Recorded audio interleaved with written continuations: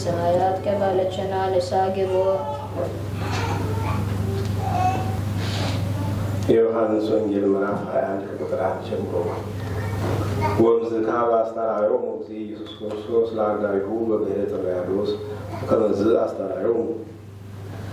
ከዚህ በኋላ ጌታ ኢየሱስ ክርስቶስ በጥብርያዶስ ደቀ መዛሙርቱ እንደገና ተገለጠላቸው፣ እንዲህም ታያቸው። ስምዖን ጴጥሮስ፣ ዲዲሞስ የሚሉት ቶማስ፣ የገሊላ ቃናው ናትናኤል፣ የዘብዴዎስም ልጆች ሌሎችም ደቀ መዛሙርቱ ሁለት አብረው ሳሉ ስምዖን ጴጥሮስ እኔ ዓሣ ላጠምድ እሄዳለሁ አላቸው።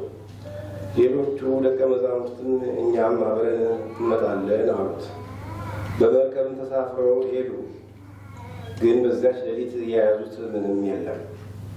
በነጋም ጊዜ ጌታ ኢየሱስ ክርስቶስ ከወደቡ ቆሞ ነበር። ደቀ መዛሙርቱም እያዩት ግን ጌታ ኢየሱስ እንደሆነ አላወቁም። ጌታ ኢየሱስም ልጆች የምንበላው ነገር አለን አላችሁን አላቸው። የለም አሉ።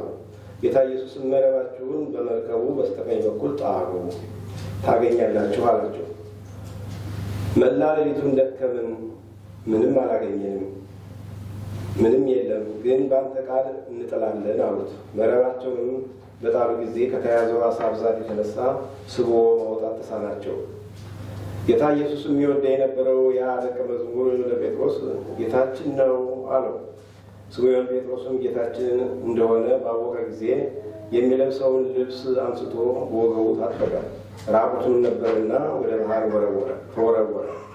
ሌሎች ደቀ መዛሙርት ግን ከታንኳ ወጡ፣ ከ200 ክንድ ያህል በቀር ከምድር አራቁ ነበርና።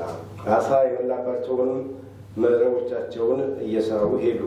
ወደ ምድርም በወረዱ ጊዜ ፍም መጥቶ ዓሣ በላይ ሆኖ ማዕድ ተሰርቶ አገኙት።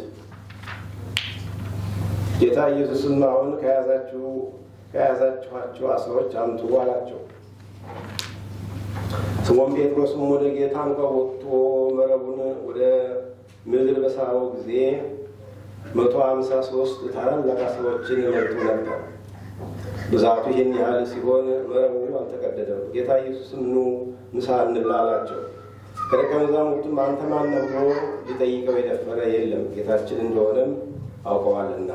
ጌታ ኢየሱስም ቀረብ ብሎ ኅብስቱን አንስቶ ሰጣቸው፣ ከዓሣውም እንዲሁ።